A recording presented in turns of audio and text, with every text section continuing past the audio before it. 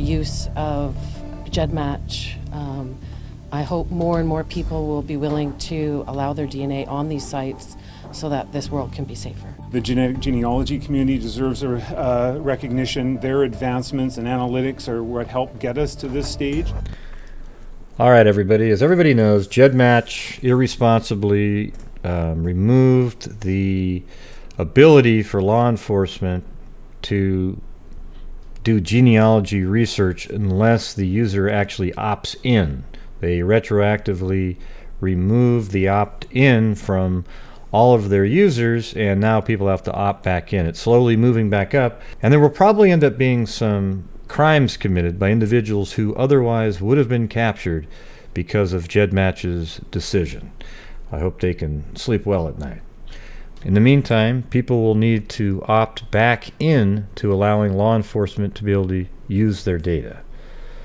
If you look down here, there's a section that says DNA obtained and authorized by law enforcement to identify a perpetrator of a violent crime against another individual, where violent crime is defined as murder, non-negligent manslaughter, aggravated rape, robbery, or aggravated assault. See, they just added this in, aggravated assault.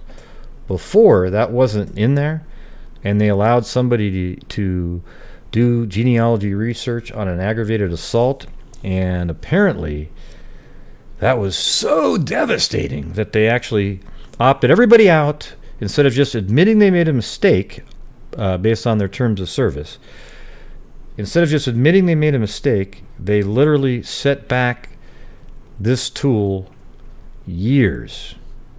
I think it was an absolutely ridiculous decision. All right.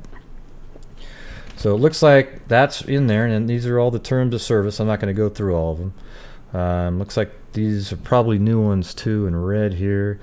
There are 4 classes of DNA data in the site: private, research, public, opt-in, and public opt-out.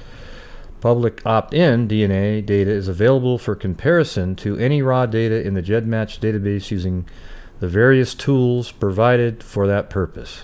So I would think law enforcement could use that.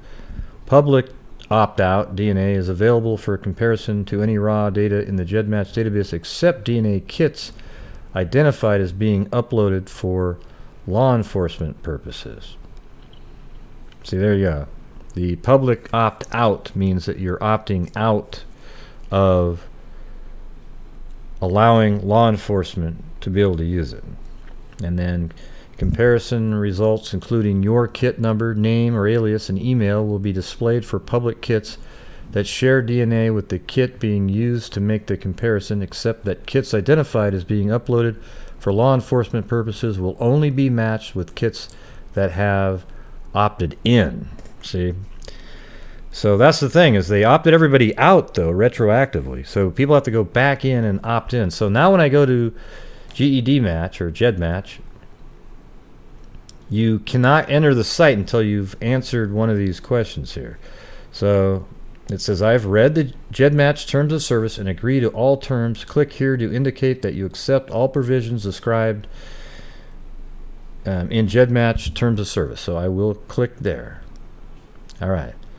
As of June 1st, the original GEDmatch and GEDmatch Genesis have now been merged. Even though you may still see some references to Genesis, there's only one site now, GEDmatch.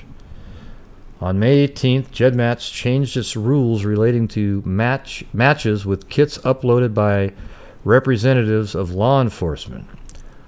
So if law enforcement gets the DNA and then uploads it in a format, that's what they're referring to. So they actually get the DNA, they extract it from tooth or blood or saliva, and then they upload it to the system. All previously existing DNA kits in the GEDmatch database were set to opt out. See, that's where they were absolutely irresponsible.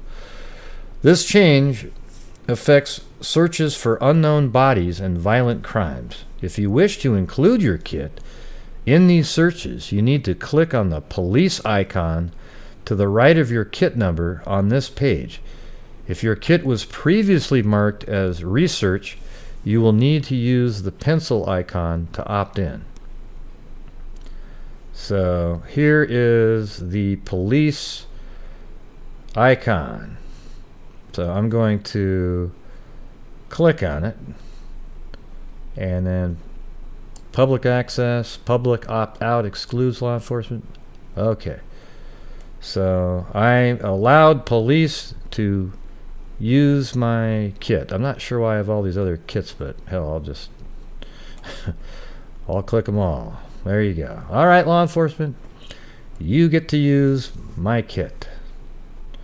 All right, so everybody should go out and do that right away, because this is how it was that before. Everybody was set to default that way. Now they've made it so you have to go back in and click the police icon next to your DNA sources, and when you do that, law enforcement will be able to use your DNA. It'll be part of the huge pool of DNA samples that law enforcement can compare their sample with.